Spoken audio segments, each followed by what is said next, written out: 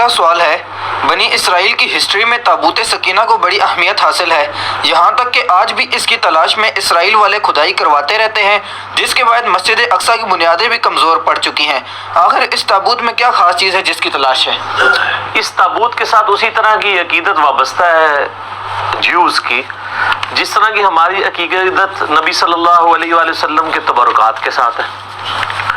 تابوت سکینہ میں سیدنا موسیٰ علی نبینا وعلیہ الصلوۃ والسلام اور سیدنا ہارون علی نبینا وعلیہ الصلوۃ والسلام کے تبرکات موجود ہیں، یعنی عصا موسوی یہ جو وہ کلیم کرتے ہیں۔ اسی طریقے سے ان کا جبہ مبارک، تورات کی تختیاں جو اللہ تعالیٰ نے دی تھیں کوہ طور پہ ان کو، وہ یہ کلیم کرتے ہیں یہ ساری چیزیں تابوت سکینہ میں موجود ہیں۔ سکینہ یعنی دل کو سکون دینے والی تابوت، ایک ایسا بکسا بڑا سا جس میں ان کے دل کے سکون والی چیزیں موجود ہیں۔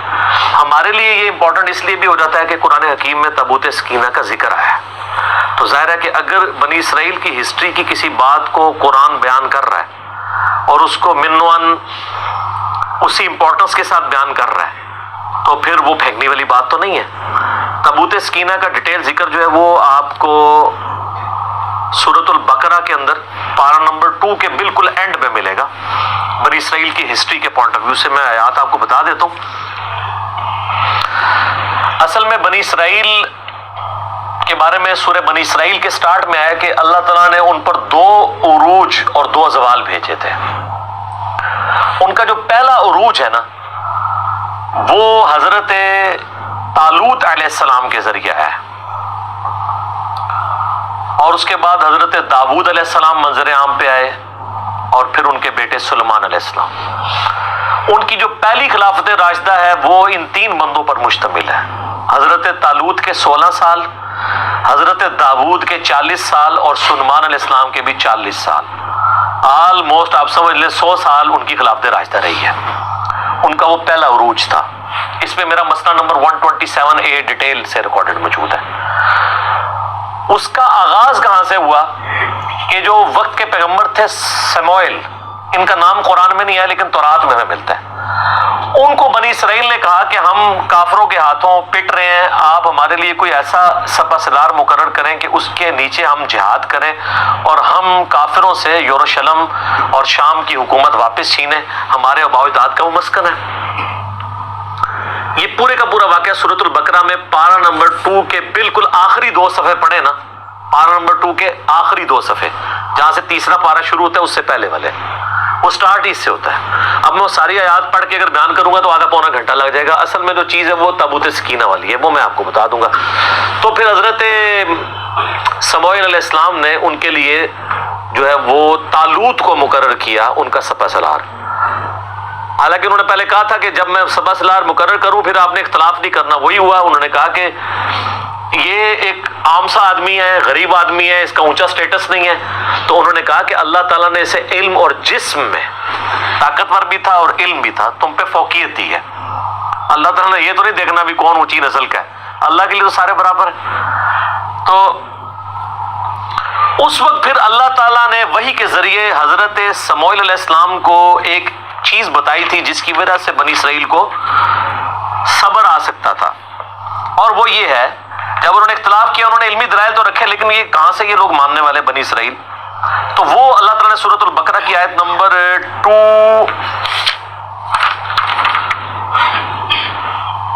233 آن ورڈ نا یہ پورا سلسلہ سٹارٹ ہو رہا ہے، 43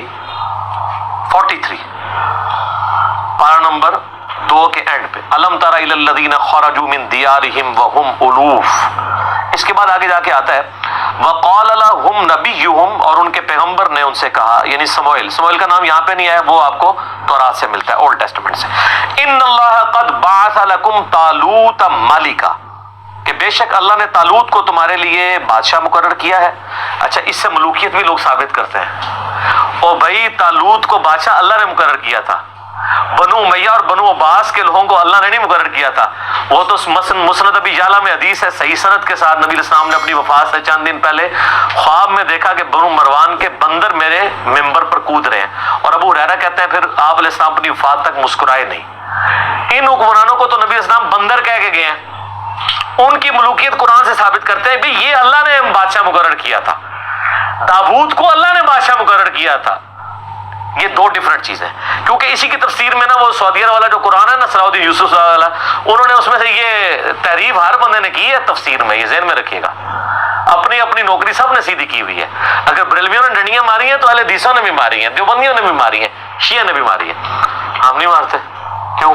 کیونکہ نام ہے بابی, نام ہے بابی, میں ہوں مسلم علمی کتابی. اچھا جی. قالوا انا يكون له الملك علينا ونحن احق بالملك, وہ کہنے لگے یہ ہم پہ کیسے بادشاہت کر سکتا ہے جبکہ ہم زیادہ حقدار ہیں. ولم يؤت سعة, جبکہ اللہ تعالیٰ نے اسے کوئی وسعت نہیں دی, من المال, مال میں سے. قال ان اللہ اصطفاه, انہوں نے کہا اللہ نے چنا ہے. یہ بنو امیہ بنو عباس کو اللہ نے نہیں چنا, ان کو اللہ نے چنا ہے. علیکم, تم پر. وزادہ بسطۃ فی العلم والجسم, اور دیکھو اس کو کشادگی دی ہے تم پر علم اور جسم کے ذریعے, طاقتور بھی ہے علم والا بھی. یہ کرائٹیریا. واللہ یؤتی ملکہ من یشاء, اللہ جسے چاہتا ہے اپنا ملک دیتا ہے. واللہ واسع علیم, اللہ تعالیٰ وسعت والا علم والا ہے. وقال لهم نبیہم, پھر ان کے نبی نے ان سے کہا, ان آیت ملکہ, بے شک اس کی جو حکمرانی کی نشانی یہ ہے, یعنی یہ اللہ کی طرف سے اللہ کی تائید طالوت کو حاصل ہے, اس کی نشانی یہ ہے این یاتیکم التابوت, کہ تمہارے پاس وہ تابوت آ جائے گا واپس, فیہ سکینہ, جس میں تمہارے لیے دل کا سکون ہے. یہ تابوت سکینہ کا لفظ یہاں سے لیا ہے, من ربکم, تمہاری طرف, تمہارے رب کی طرف سے. وبقیۃ مما ترک آل موسیٰ و آل ہارون, جس کے اندر موسیٰ علیہ السلام اور ہارون علیہ السلام کے چھوڑے ہوئے یعنی تبرکات آپ کہہ لیں اس کو, یا اس کے یعنی باقیات موجود ہیں. تحملہ الملائکہ, اس کو اٹھائے ہوئے آئیں گے فرشتے. ان فی ذلک لآیۃ لکم ان کنتم مؤمنین, اس میں اللہ تعالیٰ کی طرف سے تمہارے لیے نشانی ہوگی اگر تم واقعی سچے ایمان لانے والے ہو, کہ یہ جسٹیفائی کر دے گا. وہ تابوت سکینہ ان سے چھین چکا تھا, کیونکہ کافروں نے جب ان پہ قبضہ کیا وہ تابوت بھی ساتھ اٹھا کے لے گئے. انہوں نے کہا انہوں نے اتنا سنبھال کے رکھا ہے, وہ قیمتی چیز ہے. جس طرح آپ کا وہ کہتے ہیں نالائن شریف چوری ہو گیا بادشاہی مسجد سے, 14-15 سال ہو چکے ہیں, تو وہ اٹھا کے لے گئے. اب اللہ تعالیٰ نے نشانی ظاہر کرنی تھی, تو وہاں پہ اللہ کا کرنا کیا ہوا, یہ آپ کو ڈیٹیلز پھر اسرائیلی روایتوں میں ملیں گے. وہاں پہ کافروں کے ہاں طاعون کا مرض, پلیگ کی وبا پھیل گئی, طاعون کی, اس میں لاکھوں لوگ مرتے تھے. تو ان کو ان کے بڑے بزرگوں نے, نجومیوں نے, انہوں نے کہا کہ یار یہ جو تم لوگ تابوت اٹھا کے لے آئے ہو نا, اس کی نوست پڑی ہے تم پہ, تو اس کو تابوت کو نا اس سے جان چھڑاؤ, یہ اس کی وجہ سے یہاں پہ طاعون کا مرض پھیلا ہے. تو انہوں نے ایک بڑا سا گڈھا لیا, اس کے آگے 2 بڑے بیل باندھے, اس پہ وہ بڑا سا وہ تابوت رکھا. اور یہ 10 کمانڈمنٹس فلم بنی ہوئی ہے ہالی ووڈ کی, انہوں نے اس میں فلمائی ہوئی چیزیں. اس کے اوپر انہوں نے اس کو لاد کے ہانک دیا, اور وہ جناب وہ بیلوں کو ساتھ انہوں نے بندہ شندہ اٹیچ کر دیا. بعد میں وہ بیل بھی انہوں نے چھڑوا کے ایک جگہ پہ اس کو کر دیا. اب واللہ عالم وہ یعنی فرشتے ہی ان بیلوں کو ہانک کے اس طرف لے کے آئے. بل قرآن تو کہتا ہے نا فرشتے اٹھائے ہوئے لائیں گے, این ممکن ہے کہ یعنی فرشتے اس کو ہانک کے لائیں, فزیکلی فرشتے نہ ان کو نظر آئے ہوں, کیونکہ وہ تو بنی اسرائیل ہمیشہ کہتے تھے ہم نے فرشتے دیکھنے, فرشتے انہوں نے دیکھے. بلکہ نشانی ظاہر ہوئی کہ وہ تابوت سکینہ ان کے پاس واپس آ گیا, ان کو یقین آ گیا, اچھا اب ہمارے پاس تبرک آ گیا, اونٹتے سی جنگ جیتی گئے. پہلے تو وہ ڈرپوک ہوئے تھے, ویسے بعد میں بھی ڈرپوک ہی رہے, صرف 313 لوگ ہی ساتھ رہے, بخاری میں آتا ہے صرف 300+ لوگ. ہمارے غزوہ بدر میں بھی صحابہ کرام کی تعداد 313 تھی, اور ان کے غزوہ بدر میں جو طالوت اور جالوت کی جنگ ہوئی تھی, تو اب یہ طالوت کے مقابلے پہ جالوت فوج لے کے آیا. آپ کو تورات میں گولیت اس کا انگلش میں نام ملے گا, جالوت. اتنا اونچا اس کا قد تھا, باقی بنی اسرائیل کے فوجی تو بمشکل اس کی پنڈلیوں تک آتے تھے, اتنا اس کا قد تھا. پورے جسم پہ زرہ پہنی ہوئی ہوتی تھی اس نے, اور صرف ایک آنکھ اس کی ہوتی تھی جو ننگی ہوتی تھی دیکھنے کے لیے, باقی پورے جسم پہ لوہا, آپ اس میں تلوار کیا چلائیں گے, وہ تو ہاتھ سے پکڑ کے فوجی باہر پھینک دیتا تھا, اتنا طاقتور تھا. تو حضرت داؤد علیہ السلام اس وقت ان کی عمر ہارڈلی 16-17 سال تھی. یہ گڈریے تھے, یعنی بھیڑ بکریاں پالا کرتے تھے. بچپن سے چونکہ ان کا یہ ایک ذریعہ تھا, ان کے پاس ایک گوپیا ہوتا تھا, یہ ساری ڈیٹیل آپ کو تورات میں اسرائیلی روایتوں میں ملے گی. گوپیا اس طرح ہوتا تھا کہ جیسے آپ یہ گلیل ہوتی ہے نا، اس میں آپ یوں پھینکتے ہیں. ایک گوپیا ہوتا ہے کہ آپ ایک چمڑے کا ایک سمجھ لیں دستانہ بنا ہوا، جس کے دوسرے اینڈ کے اوپر ایک رسی، اس میں وہ پتھر ڈال کے نا اس دستانے کو یوں گھماتے تھے نا، اور یوں کر کے پھینکتے تھے نا، تو ان کا نشانہ اتنا پکا تھا کہ وہ شیروں کے جبڑے توڑ دیتے تھے اپنی بکریوں کی حفاظت کرنے کے لیے. شیروں کا شکار کرتے تھے. حضرت داؤد علیہ السلام 16 سال عمر تھی. اچھا، تو اب ظاہر مسلمان خوف کھا گئے اتنی بڑی بلا سامنے دیکھ کے. تو حضرت داؤد علیہ السلام نے کہا اس کو میں قابو کروں گا. حضرت داؤد علیہ السلام ایک اونچے مقام پہ کسی پہاڑی یا کوئی ٹیلا تھا اس پہ چڑھ گئے اور انہوں نے اپنا گوپیا یوں گھمایا. آپ نشانہ دیکھیں وہ ایک ہی آنکھ کھلی ہوئی تھی، اس آنکھ سے اس کے دماغ کے اندر وہ چلا گیا اور وہ گولیت وہیں پہ مر گیا. جالوت، یہ قرآن میں اس کا ذکر بھی ہے نا، وہ جیسے ہی مرا تو وہ کانفیڈنس لوز، بلکہ اس میں الفاظ بھی ہیں تورات میں. حضرت داؤد علیہ السلام نے کہا اس نامختون کو میں دیکھتا ہوں. یعنی بنی اسرائیل جو ہے نا، وہ جو جینٹائلز ہیں نا ادر دین بنی اسرائیل، ان کو نامختون کہتے تھے. یہ ختنے نہیں کرواتے، ہم ابراہیمی ہم ختنے کرواتے ہیں. تو کافروں کو نامختون کہتے تھے. کہتے میں اس نامختون کو دیکھتا ہوں. پھر اس میں اب آپ دیکھیں نا، اس میں اللہ تعالیٰ نے ذکر بھی کیا ہے نا، انہی آیات میں آگے چل کے آتا ہے کہ اللہ تبارک و تعالیٰ نے کس طریقے سے وَقَتَلَ دَاوُودَ جالوت، قتل کر دیا داود نے جالوت کو. وَآتَاهُ اللَّهُ الْمُلْكَ وَالْحِكْمَةَ، تو اللہ نے ان کو بادشاہت اور حکمت. وَعَلَّمَهُ مِمَّا يَشَاءُ، اور اپنے علم میں سے جو چاہا سکھا دیا. یعنی پھر حضرت داؤد علیہ السلام منظر عام پہ آ گئے. وہ تو پھر سمجھ لیں آپ مین آف دا میچ قرار پائے نا اس پوری جنگ کے. تو پھر حضرت جو طالوت تھے، جو آرمی چیف تھے، انہوں نے اپنی بیٹی کی شادی کر دی حضرت داود کے ساتھ. 16 سال تک حضرت طالوت پھر مسلمانوں کے حکمران رہے. جب وہ فوت ہوئے تو ان کے سکسیسر پھر بنے حضرت. انہی ساری چیزوں کو تو وہ پلی لیتے ہیں نا شیعہ بھی. وہ کہتے ہیں حضرت طالوت کا داماد جو ہے وہ سکسیسر بنا ہے تو مولا علی کو بھی بننا چاہیے تھا. دوسری وہ دلیل اس سے لیتے ہیں کہ دیکھیں قرآن نے کرائٹیریا بتایا ہے کہ کرائٹیریا کسی بندے کا عمر میں بڑا ہونا نہیں ہے، علم اور جسم میں. تو وہ کہتے ہیں حضرت علی بہادری میں بھی باقی صاحب سے زیادہ تھے اور علم میں بھی زیادہ تھے، تو حضرت علی کا حق بنتا تھا. یعنی وہ دلائل قرآن سے بھی پکڑتے ہیں. یہ میں نے ضمن ذکر کیا، میں اب اس ٹاپک کو اناٹینڈڈ چھوڑ رہا ہوں. تو وہ سیم یہ والی آیات ہی پڑھ رہے ہوتے ہیں. تو حضرت طالوت کے داماد حضرت داؤد علیہ السلام، پھر وہ 40 سال مسلمانوں کے حکمران رہے.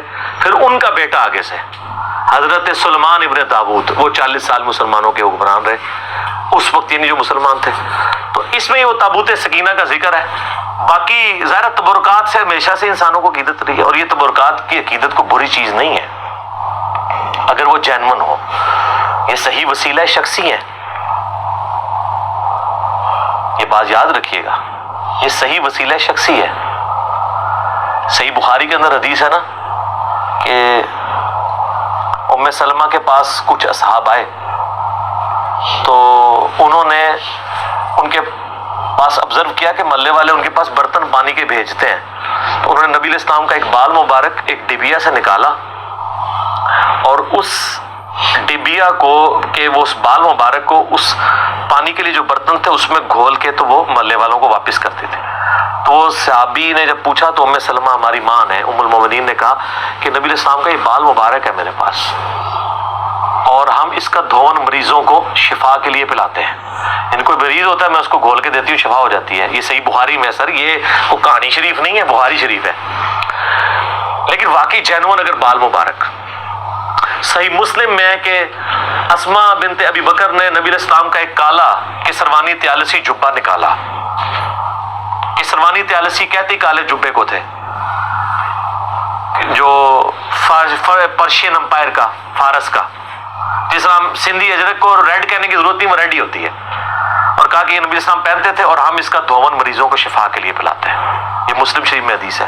اس میں اسماء بنت ابی بکر کہتی ہیں کہ نبی اسلام پہنتے تھے، پھر حضرت عائشہ کے پاس رہا اور جب میری بہن عائشہ مرنے لگی تو میں نے وفات کے حکم سے یہ لے لیا تھا. تو نبی الاسلام کے تبرکات سے صحابہ وسیلہ حاصل کرتے تھے. تابوت سکینہ کا ذکر بھی قرآن میں موجود ہے. بس اب اس کے آگے جو صفرے لوگوں نے لگانے شروع کیے نا کہ کچھ کرنے کی ضرورت نہیں ہے، بس تبرکات پہ ہی چلتے رہو، نہ نماز پڑھنے کی ضرورت ہے نہ کوئی اور کام کرنے کی ضرورت ہے. تو سر پھر تبرکات جن کے پاس کعبہ تھا وہاں پہ بھی جب برے کام آئے ہیں تو اس تبرک نے کوئی فائدہ تو نہیں دیا. جس سرزمین میں خانہ کعبہ اور مدینہ شریف سے بڑے کو تبرکات ہیں، جہاں ہمارے نبی علیہ السلام اور ان کے جانسار صحابہ اور اہل بیت کی قبریں ہیں، ان کی جسم دفن ہے. آپ دیکھ رہے ہیں وہاں پہ، کل میں وہ ٹی وی پہ دیکھ رہا تھا، اور رات فتح علی نے بھی، اور وہ خبروں میں سن رہا تھا، اور پتہ نہیں کون کون سے آپ کے موسیقار وہاں پہ جا کے وہ جو ہے وہ راتیں لوگوں کی برباد کر رہے ہیں. ادھر جا کے وہاں پہ کلب کھل گئے ہیں، سب کچھ ہونا شروع ہو گیا. تو وہ برکتوں کا تو کوئی فائدہ نہیں. دنیا پہ قدر ایفرٹ ہے، برے کام کریں گے نتائج آخرت میں بھگتیں گے، دنیا میں بھگتے نہ بھگتے. دنیا میں اللہ نے آپ کے ذمہ کیا کہ آپ نے دین کو اسٹیبلش کرنا ہے. تو تبرکات کا فائدہ تبھی ہے جب کرتوت بھی ٹھیک ہو، ورنہ تبرکات سے کچھ بھی نہیں ہوگا. ہاں کرتوت ٹھیک ہو، تبرکات کا وسیلہ ضرور بھی ہے، پیش کریں آپ، اس کا فائدہ ہوتا ہے. لیکن جو جعلی تبرکات ہے نا سر، ہم ان کو نہیں مانتے. یہاں تو نبی علیہ السلام کو چھوڑ دیں، انہوں نے بزرگوں کے تبرکات بنائے ہوئے ہیں. آپ کشف المجوب میں ابو الحسن خرقانی والا چیپٹر کھولیں ہیں تذکرۃ الاولیاء میں، وہ کہتے ہیں جی بازید بستامی جو ہے وہ خلیفہ ہیں امام جعفر صادق کے، اور ابو الحسن خرقانی خلیفہ ہیں بازید بستامی کے. اور کہتے ہیں محمود غزنوی نے جب یہاں پہ حملہ کیا تو وہ اس کے حملے ناکام ہوتے تھے، تو ابو الحسن خرقانی کا کرتا اس کے پاس موجود تھا. ایک دن اس نے کرتا پکڑ کے اس کرتے کے وسیلے سے دعا کی تو محمود غزنوی کو فتح ہو گئی. سبحان اللہ. اچھا، وہ کہتے ہیں فتح ہو گئی تو رات کو ابو الحسن خرقانی خواب میں آئے، انہوں نے کہا تو نے میرے کرتے کی اتنی کم قیمت لگائی ہے. سر گل سننی کہانی، میں تے کہانی جتھے بھی لبے گی تو میں کٹ کے بڑے ماراں گا. یہ بریلوی جو بندی دونوں تذکرۃ الاولیاء چھاپ رہے ہیں، نقشبند سلسلے کے بابا جی ہیں ابو الحسن خرقانی، بازید کے خلیفہ. تو ان کا حضرت کیسے، ان کا تو اگر یہ کرتا پکڑ کے یہ کہتا نا کہ قیامت تک اس سرزمین پہ کوئی کافر نہ بچے، سارے مسلمان ہو جائیں، تو اس کرتے کی برکت سے سارے مسلمان ہو جاتے ہیں. یار یہ اگر کہانی چلتی تھی تو اسما بنت ابی بکر جو کالا تیالسی جبہ نکال رہی ہیں، جو صحیح مسلم میں آتا ہے، تو یہ قادسیہ اور یرموک لڑنے کی صحابہ کو ضرورت کیا تھی؟ قادسیہ میں رسول اللہ کا کرتا لے جاتے اور دعا کرتے، وہ سارے مسلمان ہو جاتے. اگر نبی کے کرتے سے نہیں ہو رہے تو آپ کے بنائے ہوئے جو آپ نے خود نام دے دیے ان بزرگوں کو، ان کے ناموں کے ساتھ تبدیلیاں آ جانی ہیں. وہ جی وہ بازید بستامی جو ہے نا، وہ ہر وقت چہرے پہ نقاب رکھتے تھے، کیونکہ جس گلی سے گزرے ہیں لوگ دیکھ کے کلمہ پڑھ لیتے تھے. ہاں، اور سارا یہ کہانیاں خود سنانے رہے. ہاں اچھا، اس کا مطلب وہ لوگوں کو مسلمان مرنا نہیں دیکھنا چاہتے تھے. اچھا میں پوچھتا ہوں، اللہ کے نبی کو بچپن سے لے کے جوانی کی عمر تک ابو لہب نے، ابو جہل نے دیکھا ہے، انہوں نے تو کلمہ کو نہیں پڑھا. جس بندے کی پرائمری رسپانسبلٹی تھی کلمہ پڑھانے کی، اس کو دیکھ کے تو کلمہ نہیں کسی نے پڑھا. دعوت کا کام ہے نا، تو یہ بقدر ایفٹ ہے. وہ جی وہ ایک فلاں بزرگ، یہ تو کئی بزرگوں کے بارے میں، ایک انپڑھ بندہ چلا گیا، انہوں نے کہا جی میرے پیچھے نماز پڑھنا، دائیں طرف سلام پھیرا سارے حافظ ہو گئے، بائیں والے سارے ناظرہ ہو گئے. نبی علیہ السلام نے تو اصحاب صفہ 155 ان کی تیاری کرواتے تھے، آپ بھی کہتے میرے پیچھے نیت کرو، سجے پاسے سارے حافظ، کھبے پاسے سارے ناظرہ. مسند احمد میں آتا ہے غزوہ بدر کے قیدی چھوڑنے کا جو معاوضہ تھا وہ 10 مسلمانوں کو لکھنا پڑھنا سکھانا تھا. تو سجے پاسے سلام، کھبے پاسے سلام کیوں نہیں پھیرا؟ سب کہانی ہے. اور میں دعوے سے کہتا ہوں جن بزرگوں کے بارے میں دعویٰ کر رہے ہیں ان کو خود بھی نماز نہیں صحیح آتی. میں نے کئی لوگوں کی نماز سنی ہے، نماز تجوید کے ساتھ یہ لوگ نہیں جانتے.